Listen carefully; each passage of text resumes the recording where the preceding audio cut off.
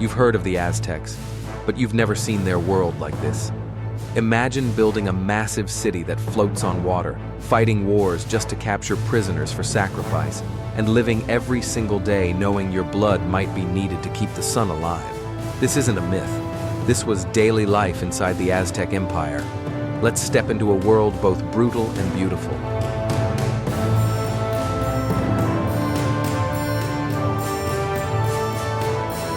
Legend says the Mexica people wandered for generations, waiting for a sign. An eagle perched on a prickly pear cactus, devouring a snake. When they found it, the island was a swampy wasteland in the middle of Lake Texcoco. No armies, no fertile fields, just mud and reeds. But the Mexica didn't turn away. They saw a vision of a city that would rival the heavens. Using nothing but hand tools, baskets, and sheer willpower, they piled up mud to make islands. They drove wooden stakes deep into the lake bed. They built causeways and aqueducts. From nothing, they summoned Tenochtitlan. By the early 1500s, it was a shining city of 200,000 people, more populous than any city in Europe. Temples soared like mountains. Markets overflowed with goods from thousands of miles away. Gardens floated on canals. Tenochtitlan wasn't a miracle. It was a masterpiece built with blood, sweat, and tears. But under all its splendor, the city beat to a fierce, unbreakable rhythm: sacrifice. To the Aztecs, human sacrifice wasn't savagery. It was sacred science. The gods had bled themselves dry to birth the sun, the stars, and the seasons. Now, it was humanity's turn to repay that cosmic debt. Captured warriors were paraded through the streets, treated as honored guests. They were dressed like gods and given fine food and flowers. And then, under the watchful eyes of thousands, they were led up the steep steps of the Templo Mayor. The priests, dressed in obsidian black, moved quickly. A flint knife, a cut, a flash of red. The heart, still beating, lifted high to the sky. Without these offerings, the Aztecs believed the sun would falter, the rains would stop, the crops would wither, the world would collapse into darkness. And when captives ran low, they fought the flower wars, ritual battles fought not for land, but for bodies. Imagine two armies meeting under strict rules, aiming to capture, not kill. Warriors sought skillful grapples, not lethal strikes. The flower wars weren't about conquest. They were about feeding the gods. But life for most Aztecs wasn't constant bloodshed.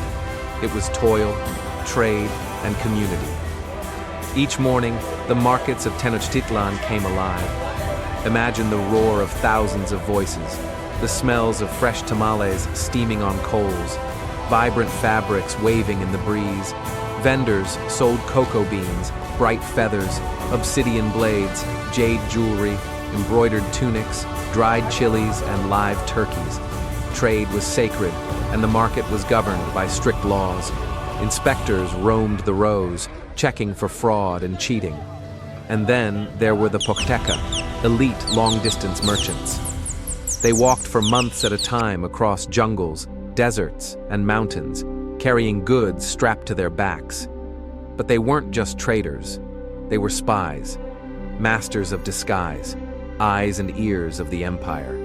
One misstep in a foreign city could cost them everything. But for successful Pochteca, wealth and honor awaited. Home life, too, pulsed with sacred rhythms. Families woke with the sun. Fathers and sons headed to the fields. Mothers and daughters spun thread, wove cloth, cooked maize, and prepared offerings. Children weren't idle. From the age of 3 or 4, they had chores, fetching water, grinding corn, and tending fires. Marriage was a major milestone. Ceremonies were lavish. The bride and groom's cloaks were tied together with a red knot. A priest prayed, invoking the gods' blessings for fertility, loyalty, and harmony. Wealthy men could have multiple wives, but obligations were strict. All wives had to be treated equally. Children from the first wife were the only true heirs. Concubines were common, but adultery carried the death penalty for women and men alike. Divorce existed, but only for serious grievances: abuse, infertility, and desertion. For the Aztecs, marriage wasn't just romance. It was a social, spiritual, and political contract.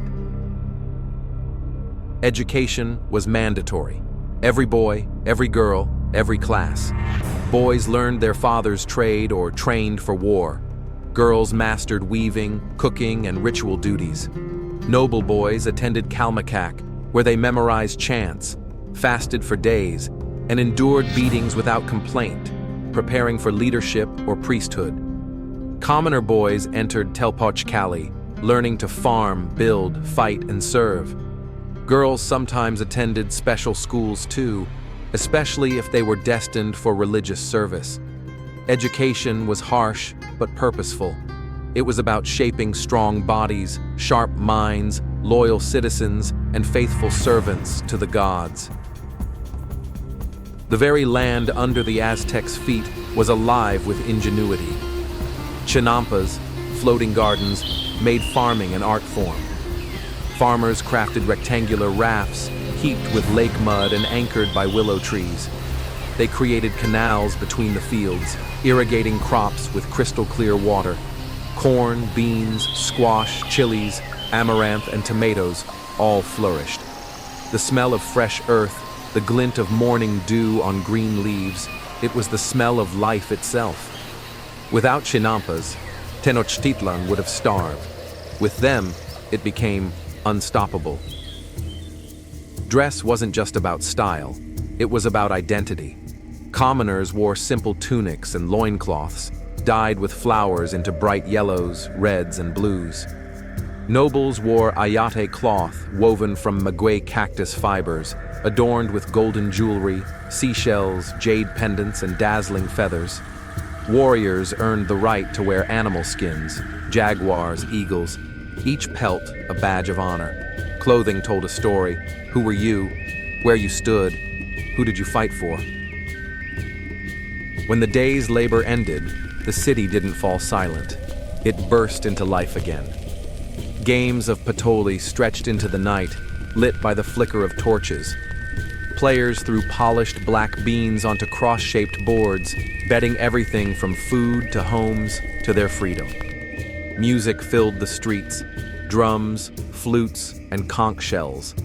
Dancers in embroidered costumes twirled and leapt, telling ancient stories with every step. Songs praised the rain, the sun, and the ancestors. Children learned the old ballads by heart, passing them down from generation to generation. And in grand courts shaped like a giant H, warriors faced off in the Mesoamerican ballgame. The stakes? Everything. Teams tried to keep an 8-pound solid rubber ball aloft without using their hands, aiming for stone rings high on the walls. Victory was sacred. Defeat sometimes meant sacrifice. The crowd roared. The ball thudded against a stone. The gods watched. But beneath all the feasting and fighting, a deeper anxiety pulsed through Aztec life. Time itself was a fragile thing. 2 calendars ran side by side, a solar year of 365 days, a ritual cycle of 260 sacred days. Every 52 years, the 2 calendars aligned, a moment of cosmic terror. Would the gods renew creation, or would darkness devour everything? During the new fire ceremony, all fires were extinguished. The entire empire plunged into blackness. Priests climbed sacred mountains. A sacrificial victim lay waiting. At midnight, a knife flashed. A heart was lifted high. A new fire was kindled in the chest cavity. Torches carried the fire back to the city, reigniting homes, temples, and hope itself. The sun rose. The world lived. For now. The Aztecs lived closer to life and death than we can imagine. Every meal was a prayer. Every dance was a prayer. Every battle, every ball game, every whispered song in the night, a prayer. They knew that existence was precious and perilous, that survival wasn't promised, that every heartbeat mattered. When the Spanish arrived, they marveled at Tenochtitlan, calling it a dream city, the Venice of the New World. And then they crushed it under iron boots and disease. But the spirit of the Aztecs didn't vanish. It survived. In the language still spoken by millions. In the traditions, the songs, the prayers whispered over fields of corn. In the colors of Mexico's markets. In the fierce pride of a people who remember.